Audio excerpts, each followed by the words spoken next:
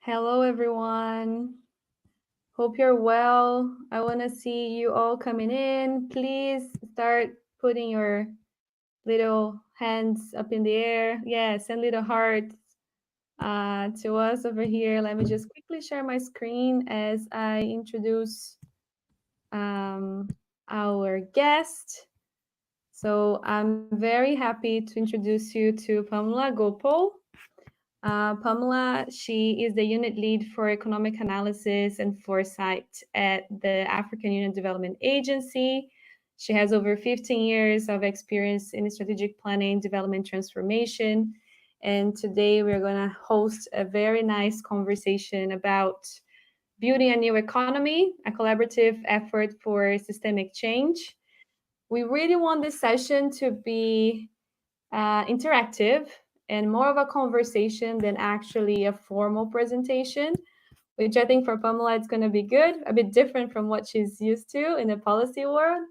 So I really hope it's fun, not only for us that are here to learn from her, but also to Pamela. Pamela, please, I'd like to welcome you. Thank you so much for being here. I know how busy you are. Would you like to introduce yourself on your own words, and also please give some context of what you do, yeah, and how did you come to know Impact Hub as well? Okay, great. So, hello everyone, and thank you for having me on this very, very engaging platform. It is very different from what we're used to. Normally, in the policy space, in the diplomatic space, it's all very formal. So, it's always welcoming to be casual about our chat and be engaging. So, I think we all can learn from each other today. So, I'm happy to be here. I have been with the African Union Development Agency now for over 18 years, and I still don't know it all. I think that we might not see a lot of evidence around the world regarding development and its growth, especially when we observe the political stage, what's happening now. And I think sometimes it can be very disappointing, but I am an optimist, and I think that as long as we continue in our strides to do good and to mean well and to engage and to join hands, I think we can make a difference for the larger, for the better of us all. I've got to know Impact Hub through your executive director, Tatiana Glad. Tatiana and I have engaged through a gallery platform, and I don't know if most of you have heard, but it's the Global Alliance for Life Economies, Research and Innovation. And one of the drives that is coming from the institution that I represent, and particularly in the unit that I work in, we are focusing a lot on think tanks, on research, on innovation, and more importantly, I look at think tanks and practitioners like you are as the movers and the shakers on the ground. And I think that it is important not to exclude our decision making based on what impacts you on the ground.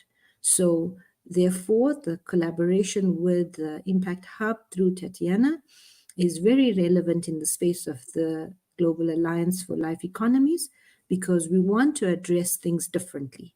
We want to be able to say that our current policies are not working, and how do we introduce new economic models, how do we introduce new ways of thinking and rethink the development agenda. So I'll leave it as that, and then we take over in the way you would like us to move with the session, Mariana. Thank you. Perfect, Pamela. Thank you so much. And for the ones who are not so familiar about, I think, the term life economy, right? Could you just give very briefly because I understand where it's coming from. I had the pleasure to be in India for the Life Economy Summit as part of the Impact Hub team, facilitating some of the sessions over there with a super incredible team, which was super interesting for us to be in that space. But then the life economy was a term that came from the G20 presidency understand in India. And it connects a lot with the work that we do, but we usually don't call that in the Impact Hub network. So could you just give like a little framing of life economy? Sure. The concept actually started when Indonesia held the G20 presidency. The idea has been brewing, and then when it came to India, it was very pertinent to India's priorities because, India with climate change and the circular economy, eating clean, and they resonated with their lifestyles a lot, and therefore the life economy concept was amplified and strengthened, supported by the presidency as their priority. So when they held the presidency, I think it was one world, one earth, one family. To be quite honest, I thought that was a very ambitious slogan. And I thought, Yeah. how are we going to be doing this? But when I realized that the more people speak in a commonality base, with a base that has common agendas, the more we can attain and leverage on this. So India then decided to personalize it and to make it about clean living, introduce a better circular economy, how to reuse waste products, etc. And they made it a government priority. Mm-hmm. What we as gallery have decided to do, because we know that every government priority is different, especially from the African context that I represent. Um, Education and health might be a bigger, higher priority than doing a circular economy. Although we know that if development, policymakers do realize now that all of these are interconnected anyway. Because, of Mm-hmm. course, if your climate is not taken care of, your health is compromised. So these are the other things. So the gallery decided to leverage and probe this on the basis of monitoring our economic growth through GDP is not sufficient. It's insufficient because it has its limitations. Mm. My PowerPoint one slide will actually speak to this, but as to why we as the African Union Development Agency has supporting this agenda, and we said let us probe other indexes if we want a more people-centric approach on how we address economic development. And by doing so, you gotta include the social index, the wealth index, the happiness index. So these are the things that we think that if we include this, we will also tell a more significant story on where we are going and Mm-hmm. not just listen to all how behind we are, how wide the financing gap is. So I think that this study, which we have just completed, and we have gone further in doing some country case studies, as to see countries that are already actually on this trajectory of thinking.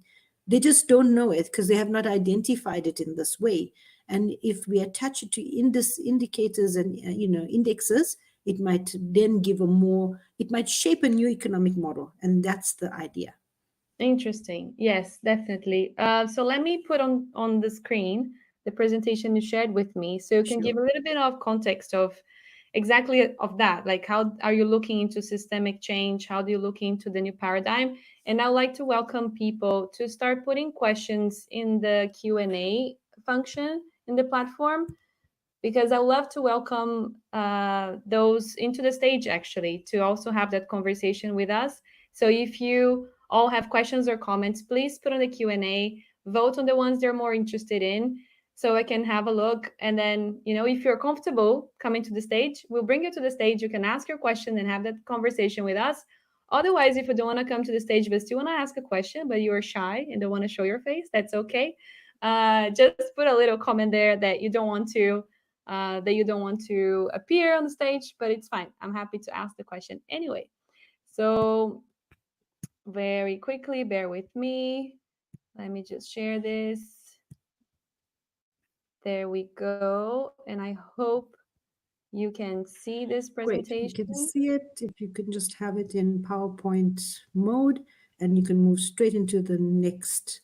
So basically, you can leave it here. I just want to say, within the economic analysis and foresight unit, we have the policy bridge tank program, and I think you might resonate with this because here we want to strengthen our African think tanks, but we also deal with global think tanks and multilateral organizations to make sure that we bridge the policy gap between knowledge producers and knowledge users. And I think I consider you as knowledge producers as well, because you work on the ground and you provide a lot of this new knowledge, interesting knowledge that is not often privy to the policymakers. So you can go to the next slide, please.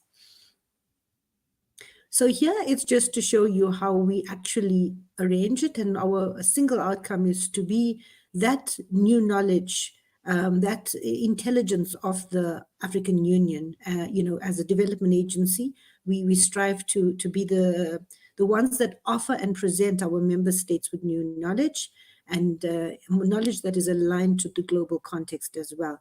Our mandate as the African Union is also to serve as an advisor to our member states on knowledge. So the historical context is that think tanks and normally and practitioners has been developed based on the war and areas of how conflict had started, and that's where the notion of think tanks actually have started. But today, in the 21st century, I think the opportunity presents where our policymakers are hungry and eager for evidence-based research. And in the context of Impact Hub, I think you as the practitioners will offer this evidence base. Regarding continental development frameworks, we work with thematic development frameworks. In case of agriculture, we have CADAP. In case of science and technology, we have STISA, and so forth and so forth. We have the Continental Development Agenda, which is Agenda 2063, and you would know the Global Development Agenda, which is the SDGs or Agenda 2030. At NEPAD, we have done a study and we have shown a 97% convergence on both the SDGs and the Agenda 2063. That means that when we speak of one, we ultimately speaking of the other.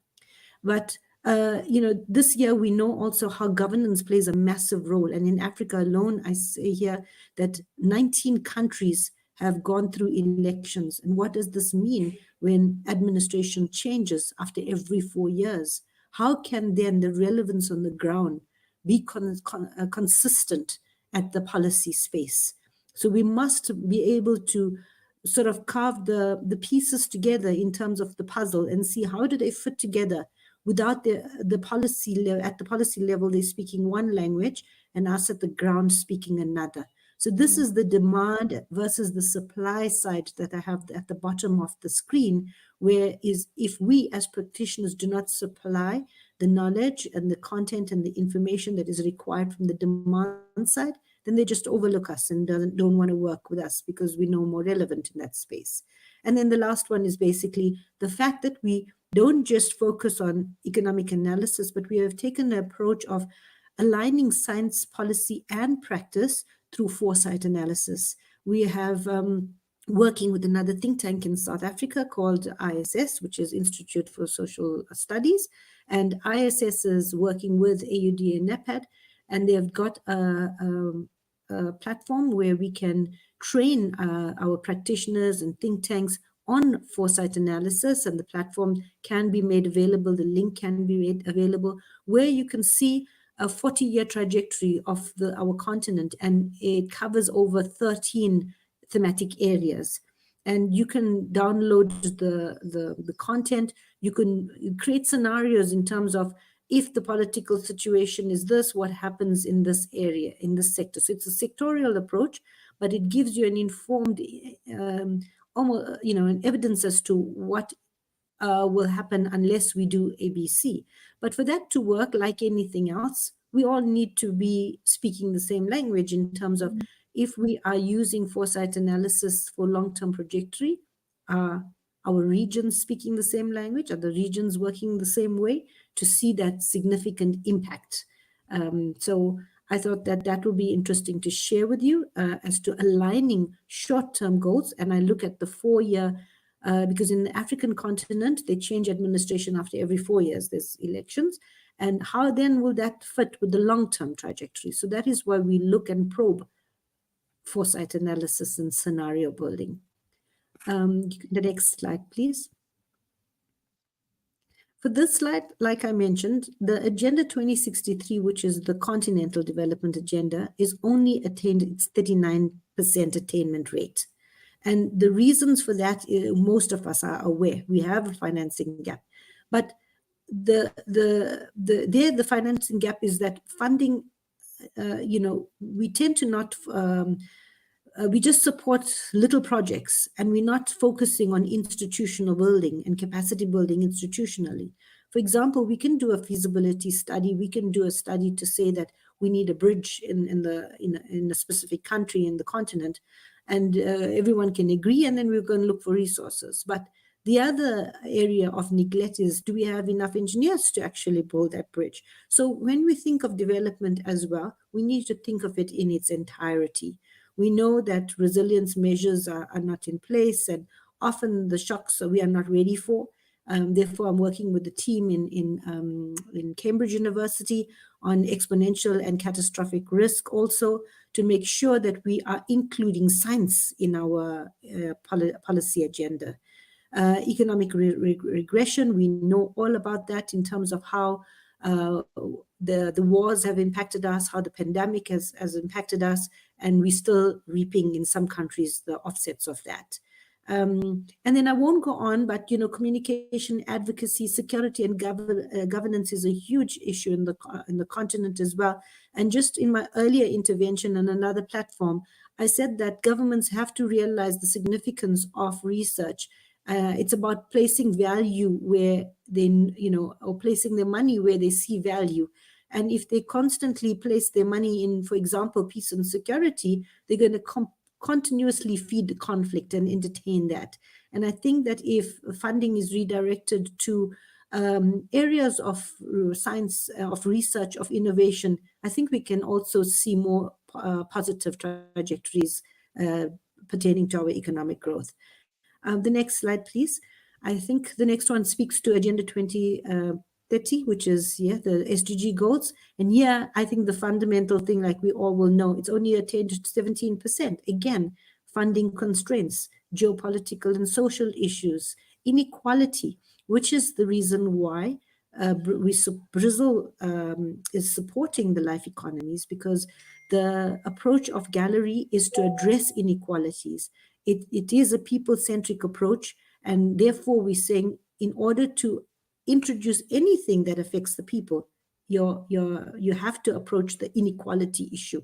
And therefore, Gallery was formed under that thematic area in the G20 development group.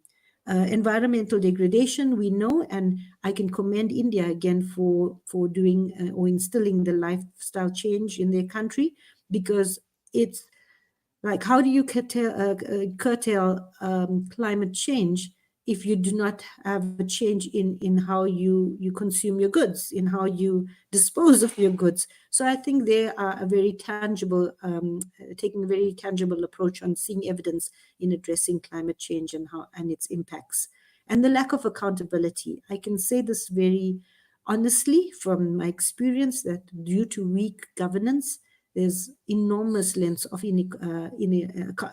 lack of inequality in terms of making implementation effective in our country and to have these goals progressive. So I think governments need to be held accountable. I think there should be a monitoring mechanism as to how they have done it. The NEPAD agency do have a monitoring mechanism in place for the Agenda 2063. And we're supporting the governments in the areas that they are lacking. But it's difficult, again, if they do not put resources to the areas they want support in, we can do very little. The next slide, please.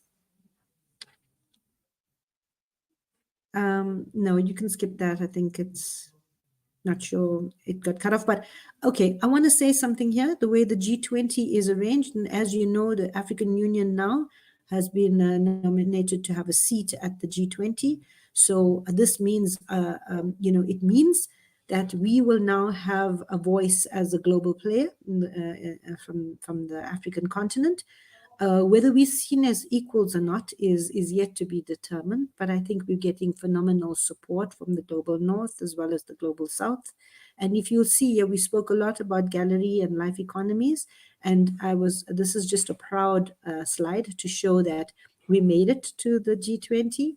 We had got the study endorsed by the development working group, and if you'll see here, it's explaining at the bottom exactly what I explained earlier about the different indices that we are focusing on. And basically, it's a study that we would like to see the South African government take over next year as well. But I want to just pause at this moment, this slide, and just share with you that the G20 is arranged in various working groups and tracks. And most significantly, they have two tracks, which is the financial track and the Sharper track. And the Sharper track is basically represents the G20 leaders, and this is called, they're known as Sharpers. And the tracks are mainly addressing the socio-economic issues and coordinates of the G20 work. And there are maybe over 10 or 13 different groups. They start from agriculture, anti-corruption, cultural working groups, development working groups that I mentioned, where gallery is actually working in that space, a digital economy, an employment working group. But why I want to mention this group is that when the G20, whichever country is hosting this, they basically take what was handed to them from the previous government and work in the similar groups. Some of the presidencies add one or two new groups depending on their priorities, but most of the time it is the most significant platform that speaks to policy agenda that continues from one presidency to the other. And I think it's the most impactful at this stage because it's the strongest sort of policy platform that we have in globally for now.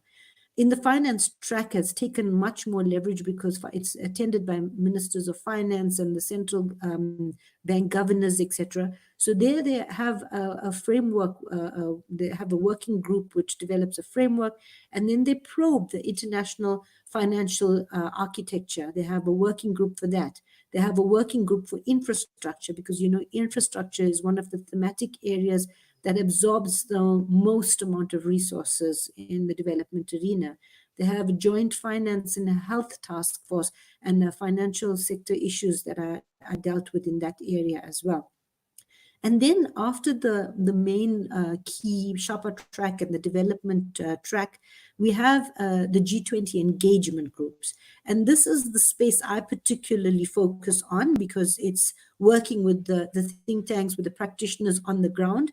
And they also organize themselves with the various groups, the business working group, a civil 20, they call it, labor 20, think 20, which is the think tanks and research institutes that offer policy advice. And there's also a W20 for women, which advocates, gender equality and women's empowerment. And over this whole process of the G20, there's over 100 meetings that happen throughout the year. But it's organized in a very systematic approach. We reach out to think tanks. There's a call for proposal. You submit it. You first submit your abstract based on how attractive your abstract is. We then call for the paper. The papers are vetted by people who are experts in the field, and then we take the best, most highly recommended policies that come out, and we consolidate it in a T20 communique, and that communique is handed to the G20 summit when Brazil this year will hand over to South Africa.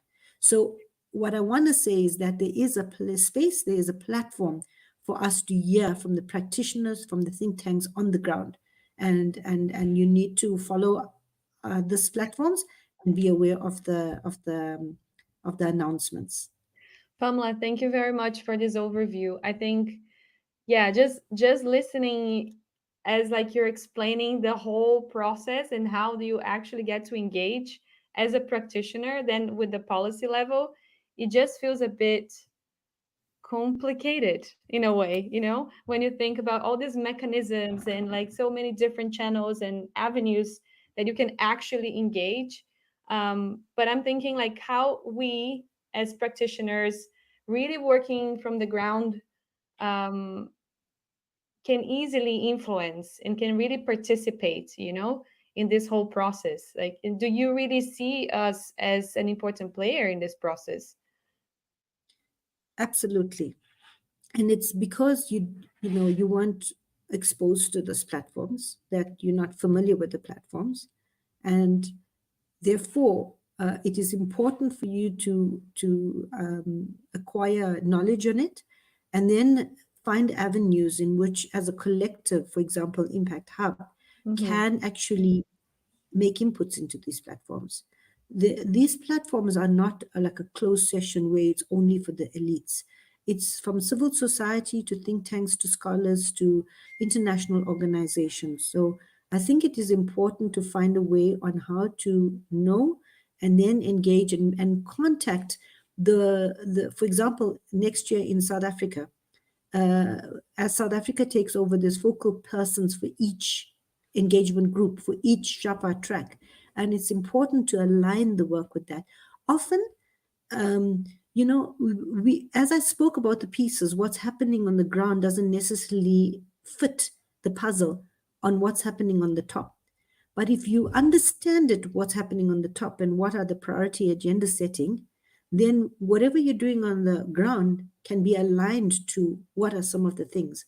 And I have to admit, ministers at the African continent are hungry for that support. They Mm-hmm. want support to know how, for example, I just did a mission in Sierra Leone last week, and there they have a huge problem with the waste, where the beach is flooded. There's no shore.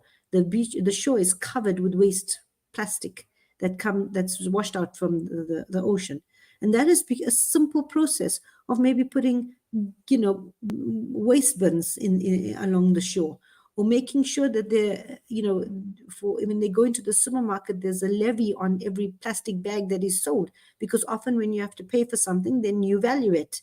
So these are measures that can be put on the ground that can help governments to support them, because often governments are dealing with uh, a reactive measure instead of a proactive measure. And therefore, um, entities like Impact Hub can bring these daily on the ground challenges to the attention of the local authorities, to make a bigger difference for the economies in the countries that they're operating in. Thank you, Pamela. We have one question in the Q&A from Maria. Maria, if you want to come on stage, I would love for you to ask your own question about how we are measuring development. Tom, could you bring Maria on stage if she's still here with us? No camera. Okay, Maria doesn't want to go on camera. I'm gonna ask the question then. Thank you, Maria. No worries. So she's saying she loves the idea of adopting multiple metrics for how we measure development besides GDP growth. So can you say more about how you are leveraging the African Union's role as leaders in climate, tech, and other policy areas to attract the right kind of investment? Great. Please keep the question on the screen so that I'll tackle it in a segmented approach. The first part of the sentence is, um, so the first one was a comment, I would say, how to measure development besides GDP. Okay, we are doing a baseline study on that, and we are probing all the different indexes that I've mentioned. The idea is to come up with the model, but first we have the political buy-in, but we need a continuation of the political buy-in. It shouldn't just stop at Indonesia. It did carry on in India, but now we have to make sure that it's rolled out into the next presidency. And after South Africa, it's the US. So you have to understand that we have to roll up our sleeves to try to convince any major development change in this area. But we have not tested what we are saying as yet, and we want to get as many people on board to almost create a movement of gallery. so that we can then say, hold on, this is a preferred approach. And maybe you've considered it will work. So we don't know what the outcome will be, but we're probing it because nobody else is. Nobody else is, trying to go against GDP, which we have known for forever. So we're trying to say, let's try other innovative modeling approaches so that we can see how we can better do it. Regarding how does AUD leverage its role on leaders in climate, we have every year we join the COP. We are very impactful by holding engagements and inviting people to the platform where we bring the African perspective. For many years now, Africa is more a recipient of the carbon emissions than an emitter.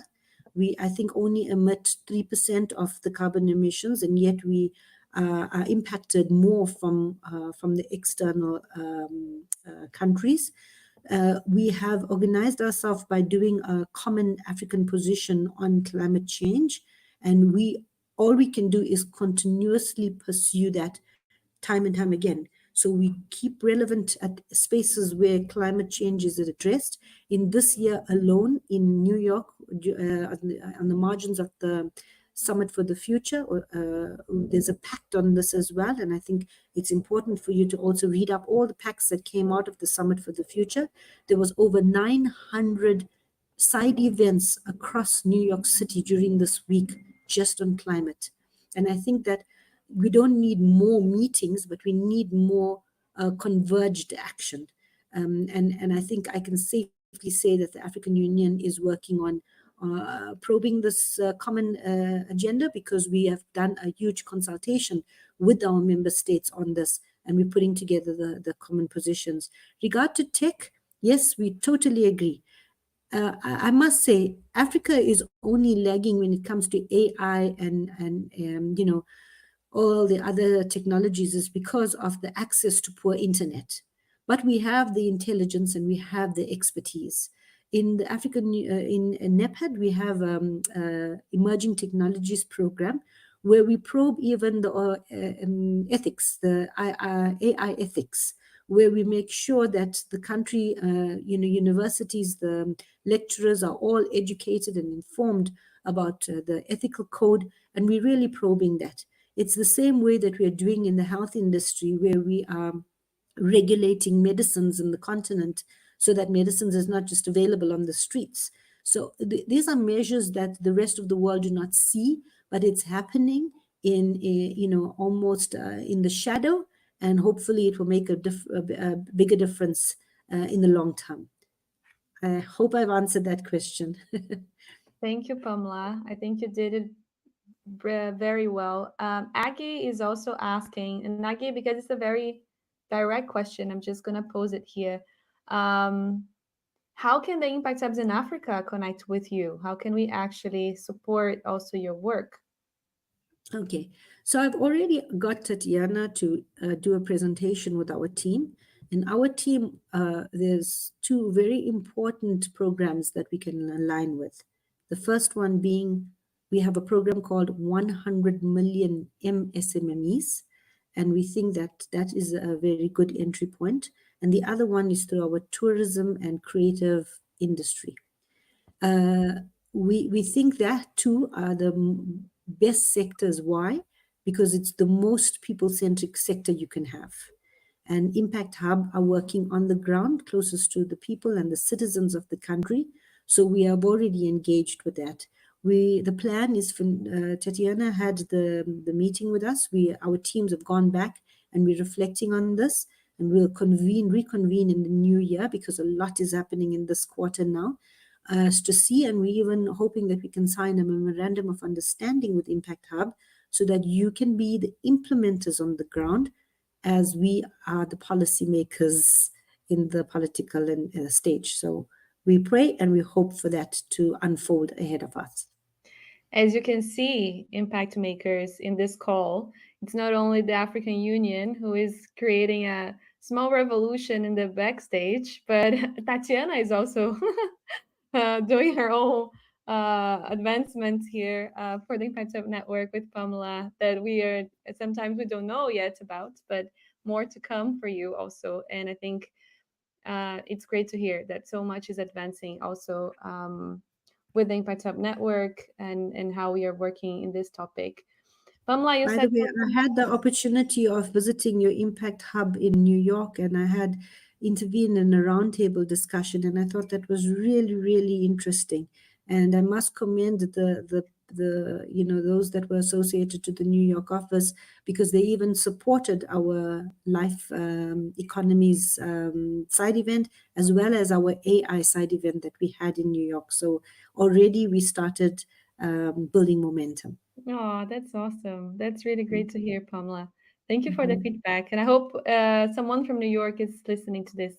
Um, but you said something that I think it caught my attention, which is about convergent action, right? And the need for convergent action. I think for us as practitioners, we are usually very practical people. We work in a very fast paced environment.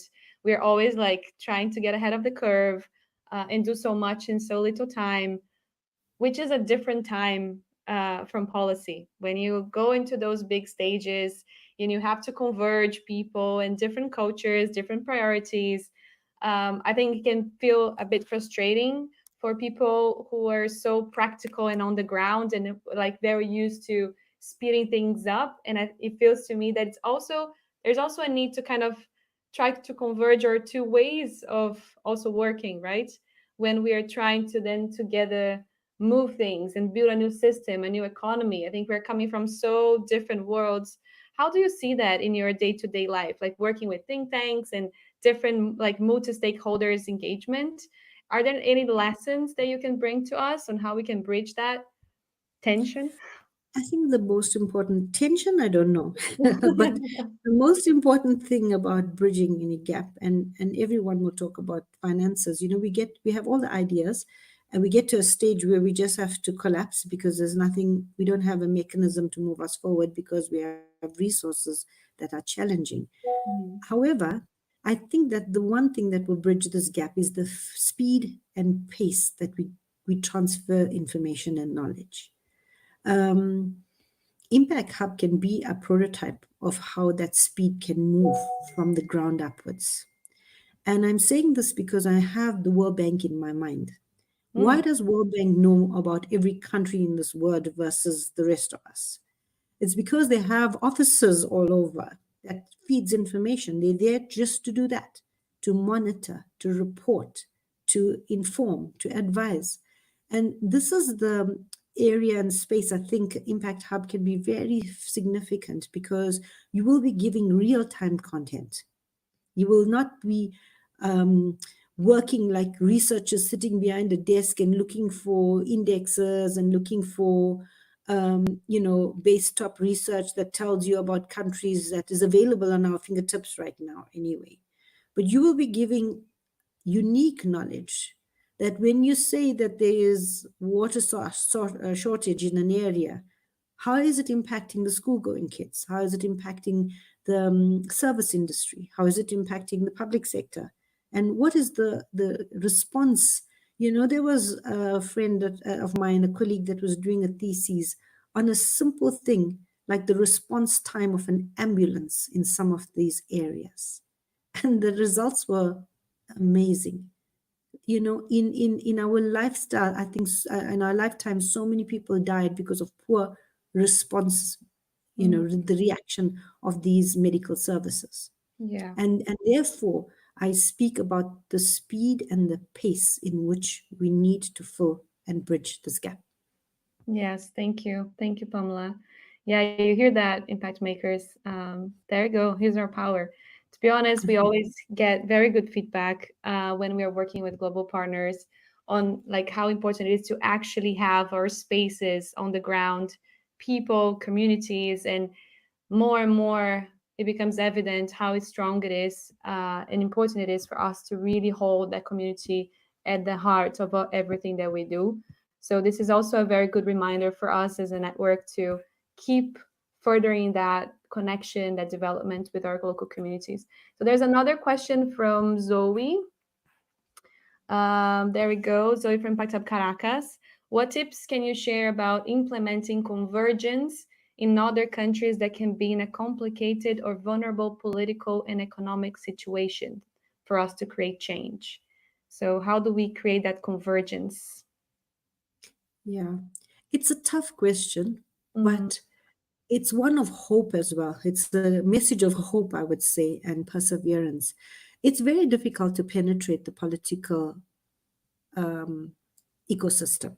mhm, And however, I think in areas of conflict and countries that where there's a lot of dictatorship and run by the elites, I think the community still needs to stay together. There should not be and cannot be a divide within the communities. I think it is very important for the people to have their strength and network, even if, and again, I'm going to use the US example of the outcomes. Even if the outcomes is not what we want, the one message of hope is that as long as we have each other to persevere, we will wake up every morning knowing that there's a reason to live. And perseverance doesn't just come with expecting government to put up new schools and put up more hospitals and put a bridge because we can cross then a river. I don't think that that will even happen in some of our lifetime. But the only hope we have is that we can encourage one another to just do good on a daily basis, be good, and make sure that our actions are speaking to um, engineering a positive trend. I think that we should organize ourselves in community networks where we can have this voice, that we can invite the mayors of the city, where we can invite the local, in some of the villages, the traditional leaders. If we can just engage at a community level, I think then slowly but surely the message will penetrate to the top. And media has a funny way today. They can resolve a lot of problems, but media has been so negative.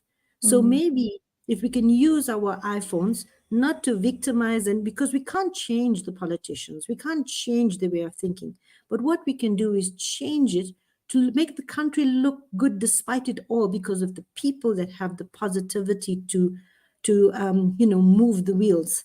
And they can use the social media platforms to share these good stories. A group of people decided to clean the streets. A group of people decided to do a soup kitchen because there's so much of poverty, and because of the poverty there's a high elevation of crime. So let's curtail it by giving them one meal a day instead of them resorting to crime. It's sad though that we have to kind of you know can't teach some of them to fish, but we have to give them the fish. But sometimes we have to start that way, and then we build onto how we teach them how to fish. So, in a lot of ways, I think it's the practical actions that we take on a daily basis, and use your social media to reach out to these positive messages. The more positive messages we say from the citizens of the country, the more the leaders will pay attention to us. Thank you, Pamela. Thank you very much for the optimism and the hope. If anyone has more questions, please don't forget to post them so I can really ask them. And if you want to come on stage, also feel free. Don't be shy. We are here to open the floor to whoever wants to come to the conversation. But Pamela, coming from the experience that Impact Hub had last year, um, facilitating the Life Economy Summit for the G20 in India, one thing that came very strongly across from participants that were in the conference, academics or policymakers that were present, um, the need for more actionable conversations. And really, we were there to facilitate. So, for those who don't know, we Impact Hub, we were there last year facilitating workshops and conversations and trying to get people into a more actionable mindset where we could take, more action forward. And we got a lot of good feedback out of that, And we had a session today, earlier, 2 hours ago, with impact hubs that are very involved in policy advocacy and influencing, that one of the roles that we see Impact Hub could play is actually convening convening, facilitating, and trying to put a little bit of that entrepreneurial mindset and actionable mindset into play.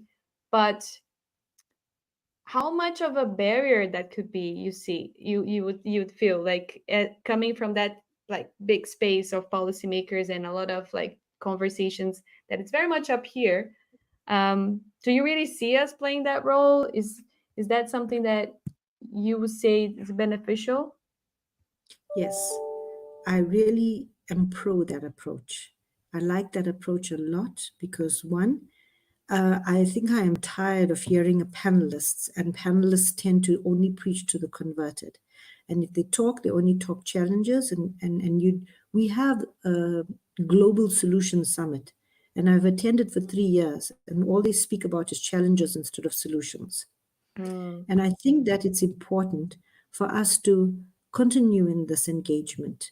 That engagement in India, I think the Brazilians learned from that because mhm, this year for the T20 mid-year summit, they got the on think tank sitting in Peru to come in and facilitate this lively engagement. It is good because people travel from far and wide, never to be heard, but only to listen. And I think that that opportunity provides the platform for people to be heard. And some of the content that comes out is not just from the ground, but real life challenges. And Brazil has taken on board this real life challenges in terms of inequality. And they have now asked us as international advisors to populate an implementation roadmap because Brazil intends to take the policies recommendations that came out of the G20 into an implementable step. If more countries practice this, if more institutions practice this, if more engagement groups that we attend practice listening to everyone, then people will feel a part of the collective good. You know, they will feel heard. So I really, really appreciate that approach of opening the space, of giving people an opportunity to engage. And I believe that is why Impact Hub wants to join hands with Gallery, because mm. that's exactly the space. Sometimes it sounds like we are beginning a movement, but maybe the movement is necessary because the bigger we are, the louder we will be heard. So I think that that is a very good approach that I will continue to encourage you to move in that way. Thank you, Pamela. Thank you for the encouragement. Questions, comments, anyone in the audience, please feel free. I would love to welcome someone on stage. We still have a little bit of time. If anyone wants to come in and also be part of the conversation, please just shout out. I'll be happy to. Pamela, I think moving more into, as we are, since we are talking about being actionable, um, what would you say could be like important actions for us as a network to take to better then um, work on that space and support bringing all the knowledge we have from the ground, from our communities, then to these big forums and policy making? And do we actually need to take them all the way to the top, or are there other spaces, intermediary spaces, where this could also be super relevant? So how do we actually work on different levels and practically how to take our knowledge to Yeah. policymakers? So often the frustration is because the approach is incorrect. I can Mm. tell you now that Impact Hub might never get a platform on all the way up. Okay. But I think you have about 170 something of offices or branches all over. 120 Mhm. plus and counting. Okay, all right.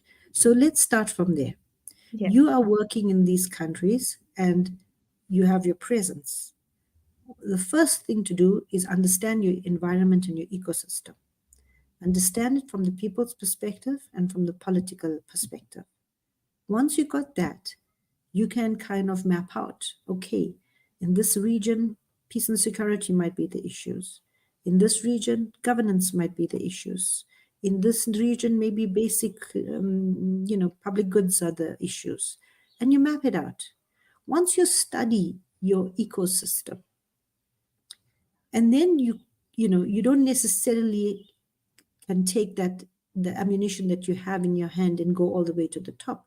But you got to then learn who are the levels higher than this. You can escalate this information too. And often people want to take maybe what you have, run it as if it's their own knowledge. And we also faced with that, fight for the race and who's the winner approach. Mm-hmm. It's important to work with the right networks. It's important to be engaging and come together as Impact Hub as a collective, so that even once a year, you need to sit down with the authorities that may be, invite them to showcase what Impact Hub is doing in the country. You Mm-hmm. can't just work in an isolation without demonstrating. So you need to collect information on your ecosystem as well as demonstrate the impact that you are making in its full entirety of your name, Impact Hub. So you need to demonstrate what that impact is, what does it mean for the economy? And then you approach the policymakers to say, we have taken it from a nothing. These are the indicators, or this is the measurements, and this is where we have attained now. But to take it to a step where it will make a larger macroeconomic scaling, we need your help in A, B, C, whether it's financial, whether it's technical, whether it's human capacity. That's what you need to do. You need to ask for it in terms of present them with something, and then you can't go to an investor and tell them to put money down without telling them why you need the money and for what you need it, and then in 5 years time where you'd like to see that money sustain itself.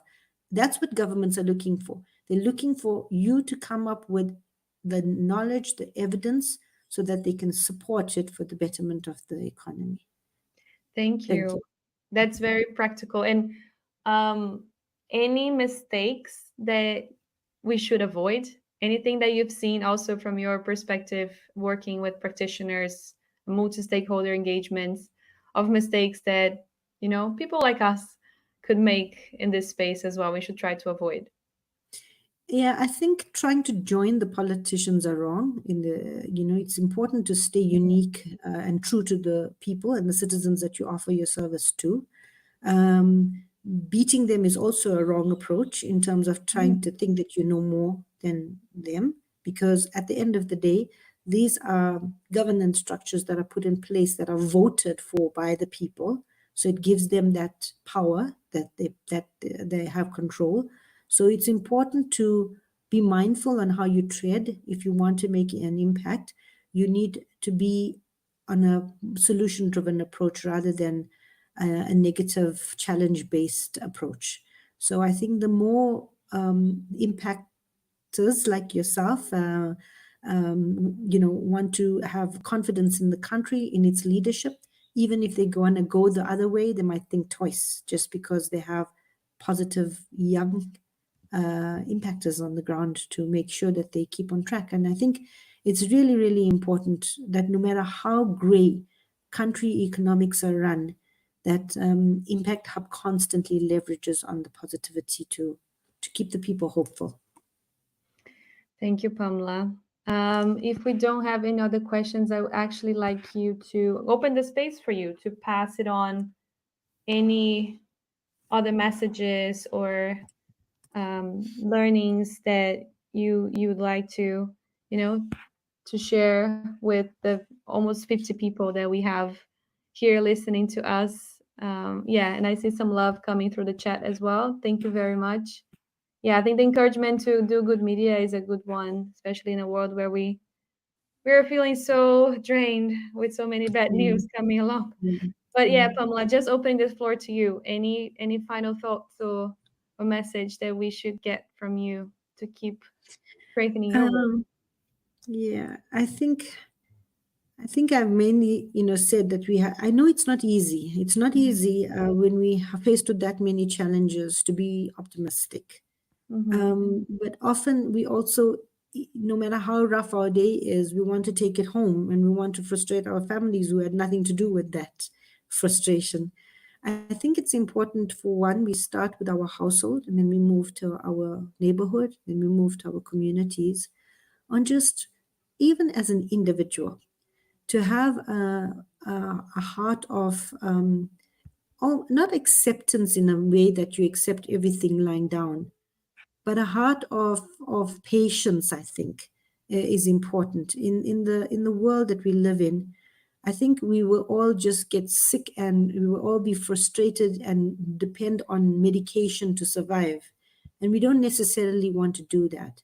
So even if we have to be a change in terms of planting our own organic products so that we're living a healthier life, let's make a small difference in our homes, in our communities, so that we can make this impact in a wider space. And nothing stops every impactor to mentor another impactor. So try to have each staff member, and I'm only thinking about it now. I don't know if you will manage to do this, but maybe challenge each and every impact staff to mentor somebody else and bring them on board, creating a wider network so that you can then reach out and be heard as you spread the news of positivity, the news of hope, the news of encouragement, that despite all the challenges that we have, we need to make sure that if we have the bare necessities and if we're just happy, we can make a better, a significant difference. So I think it will be really good to pair each staff member with somebody that can make an impact, and then you build and build, and each one then grows the network bigger and better. Thank you. Thank you so much, Pamela. And with that note, starting from our own homes, communities, from ourselves, and then spreading up further and further the ripple effect, right? And really, really having our communities at heart. I think that's what really makes us such a special network. And I really appreciate you coming. I know how busy you are. People who are in this call, you have no idea how busy this woman is, and how many forums she is speaking about her work and trying to create a more sustainable economy in a tirelessly manner. So I really appreciate you. Thank you so much. Please, people, send your Thank you. love. Send me big hearts to Pamela. Thank you very Thank much. you. I have to say something that in my Yes, all my interventions, I don't normally have such a positive approach, but I feel that it's important because I'm speaking to the hearts and soul that are working on the ground. And it was important because I think we have the hardest job, but with the least recognition. So I really, really wanted to say that I enjoyed this session, although there wasn't too many engagements from the participants, but the questions were very good. And just keep up what you're doing. And I wish you all a wonderful and safe festive season as it approaches us in about a month's time. thank you so much, Pamela. That really warms up my heart. Thank you all. Keep enjoying the Makers Festival, and I see you in other sessions. Thank you Thank you. very much. Bye.